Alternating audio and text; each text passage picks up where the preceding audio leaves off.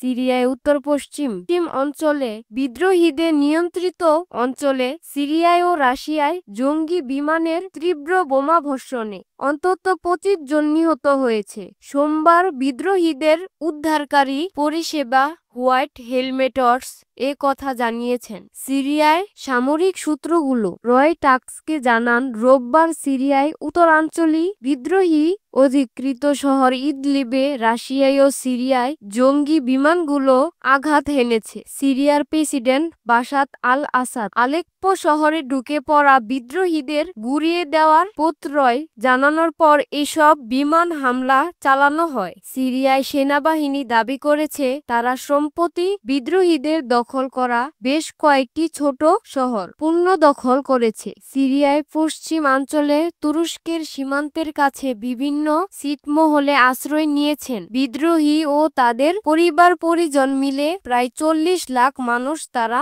অস্থায়ীভাবে তৈরি তাঁবু ও বাসস্থানে আছেন। এই ছিটমহলের সবচেয়ে বড় শহর ইদলিব। বাসিন্দারা জানিয়েছেন ইদলিবের কেন্দ্রস্থলে একটি ঘনবসতিপূর্ণ আবাসিক এলাকাও হামলা চালানো হয়েছে। ঘটনাস্থলে থাকা উদ্ধার কর্মীদের ভাষ্য অনুযায়ী এ হামলা অন্তত 7 জন নিহত ও বহু মানুষ আহত হয়েছেন। সিরিয়ায় সেনাবাহিনী ও তাদের মিত্র রাশিয়া বলছে তারা বেসামরিক কোনো স্থাপনায় হামলা চালাননি, বরং বিদ্রোহীদের গোষ্ঠীগুলোর আস্তানাগুলোকে লক্ষ্যস্থল করেছে। হোয়াইট হেলমেটস ভাষ্য অনুযায়ী রোববার ইদলিবে ও এর আশপাশে এবং আলেপ্পোর কাছে বিদ্রোহীদের দখলকৃত অন্যান্য এলাকার লক্ষ্যস্থানগুলোতে বিমান হামলার নিহতদের মধ্যে 10 জন শিশু আছে। সামাজিক মাধ্যমে এক্স এ দেওয়া এক বিবৃতিতে হোয়াইট হেলমেটস জানিয়েছেন 27 নভেম্বর থেকেই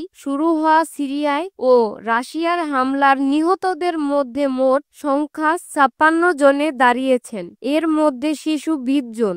এই বিদ্রোহীরা তুরস্কের সমর্থিত মূলধারা সেকুলার সশস্ত্র গোষ্ঠীগুলোর জোট হলেও তাদের সঙ্গে ইসলামপন্থী হায়াত তাহরির আল শামও আছে। জিহাদি এই গোষ্ঠীকে সন্ত্রাসী সংগঠনের তকমা দিয়ে যুক্তরাষ্ট্রের, রাশিয়ার, তুরস্কের ও অন্যান্য কয়েকটি দেশ সম্প্রতি বিদ্রোহীদের পুরো ইদলিব প্রদেশের নিয়ন্ত্রণ নিয়েছে। 2020 সাল থেকেই সিরিয়ার গৃহযুদ্ধ ক্ষেত্রগুলো অনেকটাই ঝিমিয়েছিল। তার মধ্যে বিদ্রোহীদের এসব সবচেয়ে সাহসী পদক্ষেপ বিদ্রোহীদের শুক্রবার রাতে ইদলিবের পূর্ব দিকে আলেপ্পোর শহরের দ্রুত বেগে প্রকাশ করেছে। এতে সিরিয়ার সেনাবাহিনী পিছু হাঁটতেই বাধা হয়। সিরিয়ার রাষ্ট্র আয়ত্ত গণমাধ্যমের প্রকাশিত এক বিবৃতিতে আসাদ বলছেন সন্ত্রাসী শুধু শক্তি ভাষা জানে আর এই ভাষাতেই তাদের গুড়িয়ে দেব আমরা। সিরিয়ার সেনাবাহিনী জানিয়েছেন